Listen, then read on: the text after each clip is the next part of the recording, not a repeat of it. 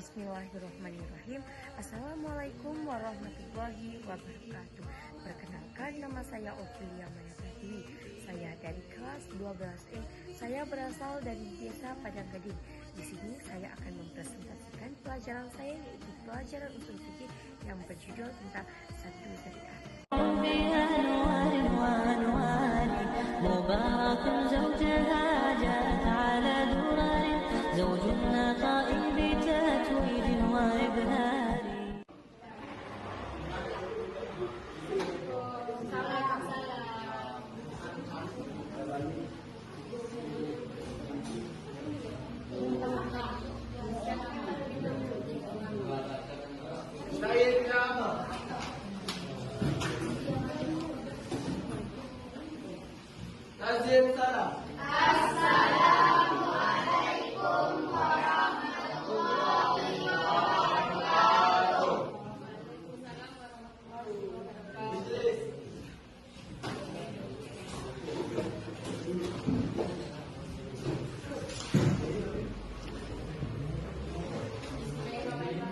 Assalamualaikum warahmatullahi wabarakatuh. Waalaikumsalam warahmatullahi wabarakatuh.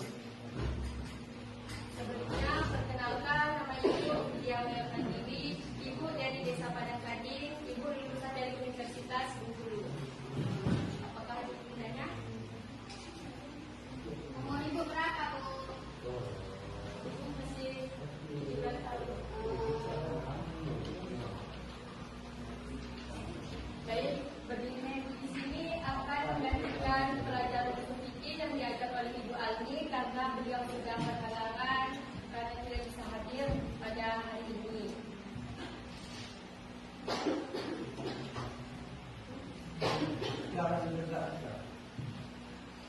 Baiklah, siapa yang tidak hadir pada hari ini?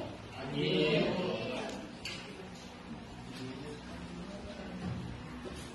Ya, sebelum kita memulai pelajaran kita pada siang hari ini, alangkah baiknya kita bersalawat terlebih dahulu.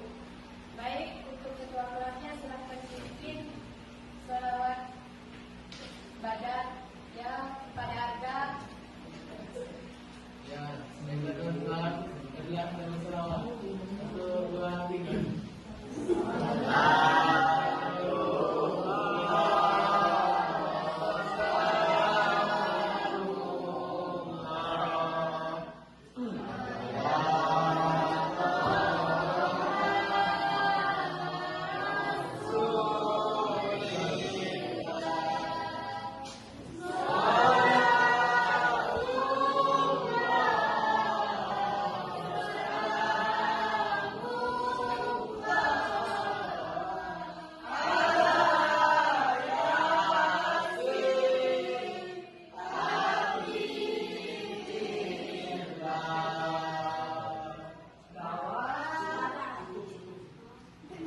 Baiklah, sekarang kita akan memulai pelajaran kita pada siang hari ini.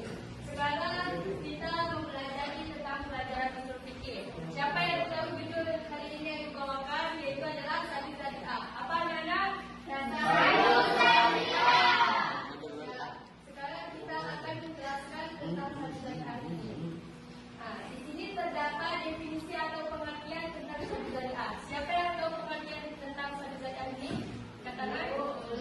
Belum. Baik. Pengertian dari syariah ini yaitu menutup jalan atau mencegah perbuatan yang mengarah pada kerusakan ataupun keharaman. Itu secara bahasa. Sedangkan secara istilah yaitu menetapkan hukum larangan yang pada dasarnya diperbolehkan, namun berpotensi besar mengarah pada kerusakan yang haram ataupun keburukan. Dari sini sudah paham tentang pengertian dari satu syariah? Ya, Bu. Ya? Baik, kita lanjut. Apa sih hukum dari satu syariah ini? Siapa yang tahu hukum dari satu syariah ini? Angkat tangan. Mubah. Ya, benar. Kita beri aplaus dulu, Pak. Siapa? Adli. Adli.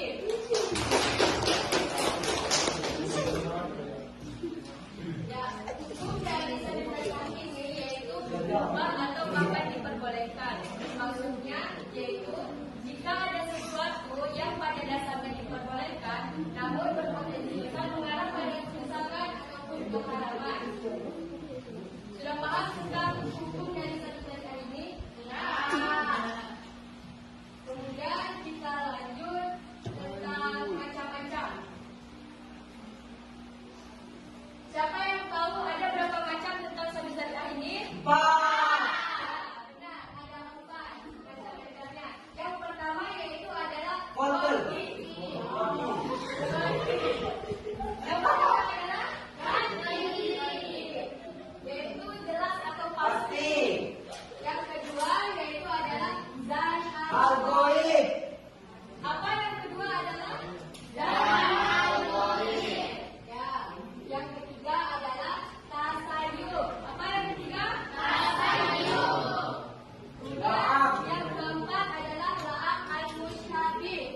Kalian berempat sana.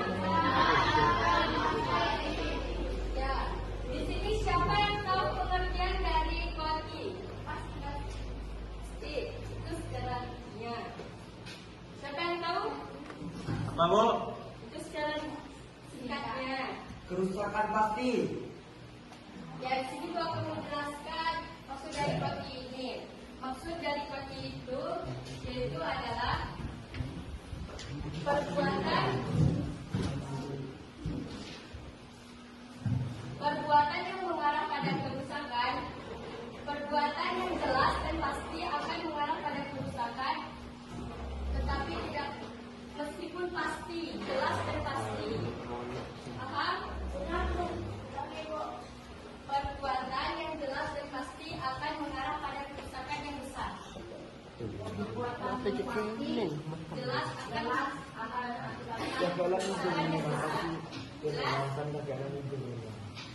Siapa yang tahu contoh dari koti ini?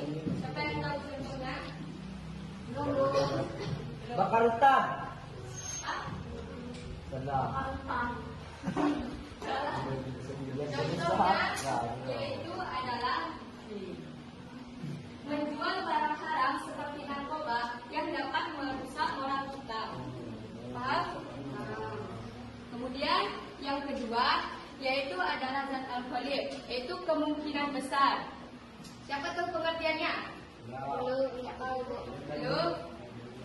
Pengertiannya yaitu perbuatan yang cenderung mengarah pada kerusakan meskipun tidak pasti. Contohnya itu seperti membuka tempat yang digunakan sebagai kegiatan haram atau kerusakan. Contohnya yang membuka tempat PS itu kayak mana? Ya seperti itu. Ya itu termasuk juga. Lihat. Iya, Bu. Itu enggak tuh. Iya iya. Iya. Belum. Belum. Seperti tempat yang terjerumus ke arah dosa. Maksudnya apa? Ya seperti membuka tempat yang digunakan sebagai tempat yang haram. Aku yang dibakar. Ya yang dosa. Sudah paham? Kemudian yang ketiga yaitu tasayub, kemungkinan kecil. Maksudnya yaitu adalah perbuatan yang pada dasarnya mengakibatkan perbuatan haram, kerusakan, namun kemungkinan kecil. Beda antara perbuatan apa, Bu? Yang nomor 2 dan 3. Perbedaannya yaitu ini kemungkinan besarnya dan ini kemungkinan kecilnya. Contohnya yang kemungkinan kecil itu seperti membuka pasar yang digunakan sebagai tempat jual beli dan membelikan. Contohnya dari tasayuf. Kemudian lanjut yang keempat yaitu lahap al-mushabih, yaitu potensi kerusakan minimal. Maksudnya dari sini yaitu adalah perbuatan yang pada dasarnya diperbolehkan, namun berbahaya jika tidak diawasi. Siapa yang tahu contohnya? Oke.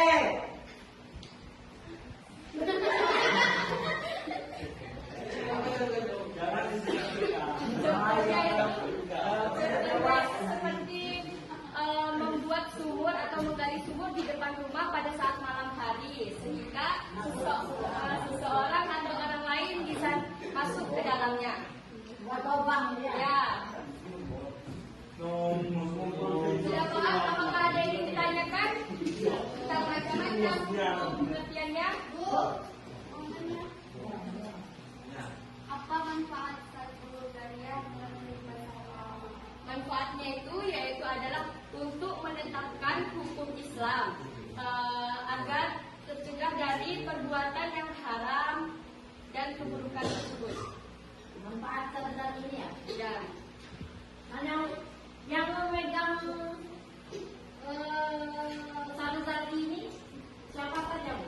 Ulama siapa saja? Yaitu terdapat ulama. Belum itu jelas. Belum. Belum. Nanti aja, Bu. Lanjut ya. Lanjut. Kemudian terdapat perbedaan pendapat ulama atau mazhab, yaitu ulama mazhab Maliki dan Hambali. Beliau ini menerima sebagai dasar hukum Islam. Maksudnya yaitu beliau ini menetapkan Sabil Syariah sebagai dasar hukum Islam untuk menetapkan hukum-hukum dalil-dalil sunnah yang ada di Sabil Syariah ini dalam kehidupan kita. Seperti itu, paham? Paham.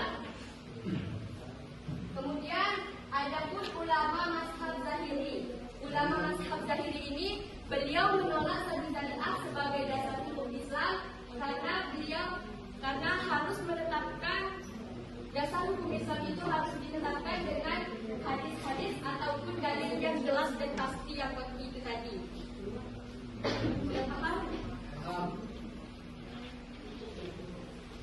Paham. Nah, kemudian ulama mazhab Hanafi dan Syafi'i. Mazhab Hanafi dan Syafi'i. Mazhab Hanafi dan Syafi'i ini, beliau ini menerima Sabil Syariah tapi dengan batasan yang ketat. Pak, beliau ini menerima Sabil Syariah dengan batasan yang ketat seperti kayak Imam Hanafi ini menetapkan dasar hukum Islam itu dengan menekankan kemaslahatan, kebaikan. Sedangkan yang Syafi'i ini lebih berpegang teguh terhadap nas, dalil, Al-Quran dan sebagainya. Sini adapun dalil yang menjelaskan tentang Sabil Syariah ini yang terdapat dalam surah Al-An'am ayat 108. Ibu ingin meminta satu perempuan untuk membacakan ayat surah Al-An'am ayat 108 ini dan satu laki-laki untuk membacakan artinya.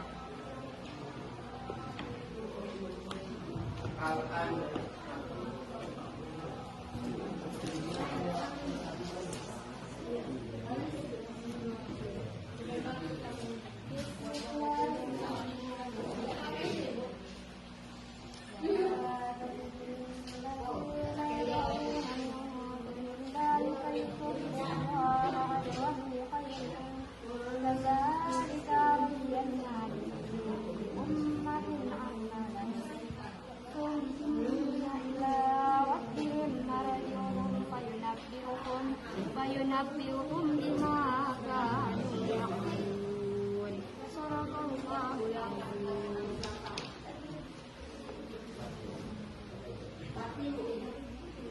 Artinya, dan janganlah kamu memaki sembahan yang mereka sembah selain Allah, karena mereka nanti akan memaki Allah dengan melampaui batas tanpa dasar pengetahuan. Demikianlah kami jadikan setiap umat menganggap baik pekerjaan mereka. Kemudian pada Tuhan tempat kembali mereka, lalu Dia akan memberitahu kepada mereka apa yang telah mereka kerjakan. Maksud ayat itu apa, Bu? Jangan memaki. Itu akan menjelaskan maksud dari ayat ini. Surah Al-An'am ayat 108. Itu maksudnya yaitu melarang umat Islam untuk mencaci maki sesembahan Allah, karena pada dasarnya Sembahan tadi. Sembahan untuk Allah, sembahan orang itu. ya. Maksudnya Pada dasarnya setiap umat Islam akan menganggap dirinya itu berbuat baik, dan pada akhirnya mereka akan kembali kepada Allah Subhanahu wa Ta'ala untuk mempertanggungjawabkan perbuatan mereka sendiri. Paham? ya, Bu. Adapun tujuan dari Sabil Syariah yaitu tujuannya untuk menjaga kemaslahatan umat dan mencegah terjadinya kerusakan atau keharaman.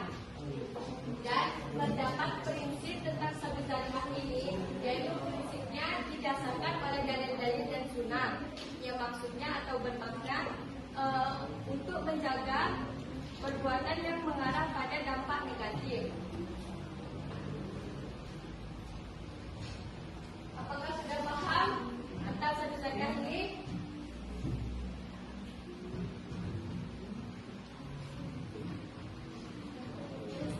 Bu, nanya lagi, Bu. Coba, kan itu ada contohnya. Coba kasihkan contoh di kehidupan sehari-hari. Selain dari itu. Untuk sesuatu atau mencegah suatu perbuatan yang buruk, kan? Atau di kehidupan sehari-hari itu apa?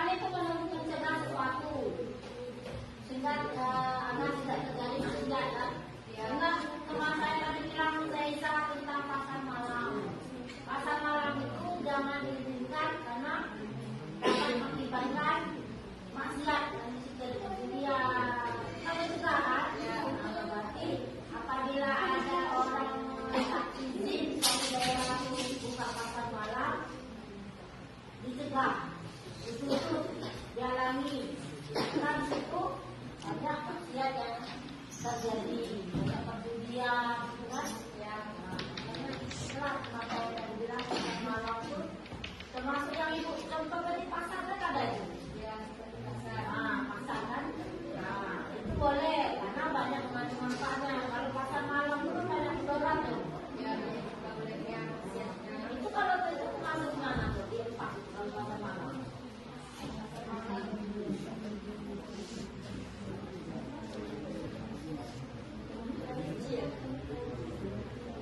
kecil.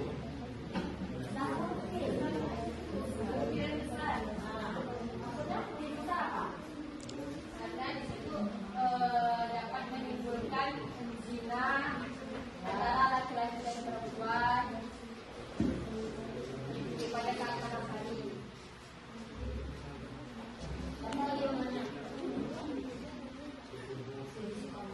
Sudah ada yang bertanya?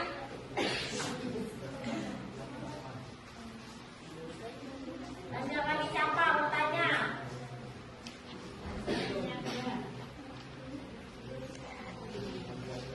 Coba kamu pilih aja. Yang tidur itu tanya. Tati.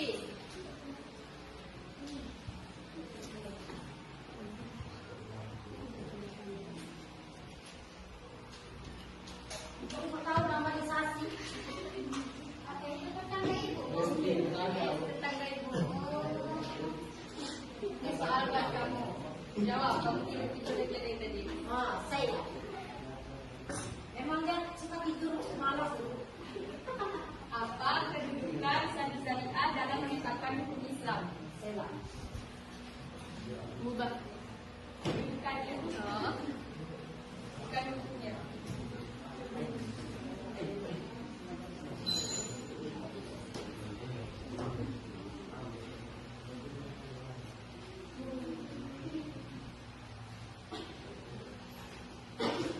Tahu?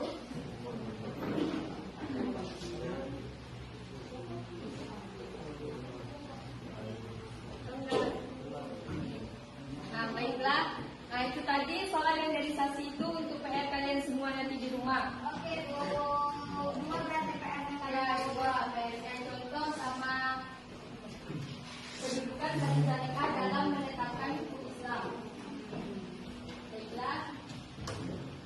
Ada kesimpulan tentang sandi syariah ini, yaitu adalah salah satu metode dalam menetapkan dasar hukum Islam untuk mencegah terjadinya perbuatan yang haram ataupun kerusakan yang berdampak negatif.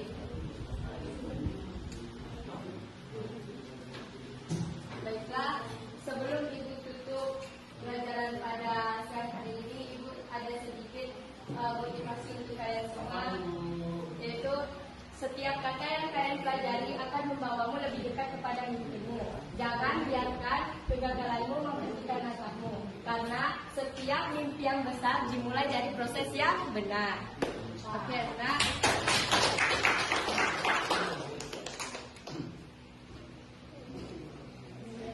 Ya, siapkan terlebih dahulu. Baik. Baik ya.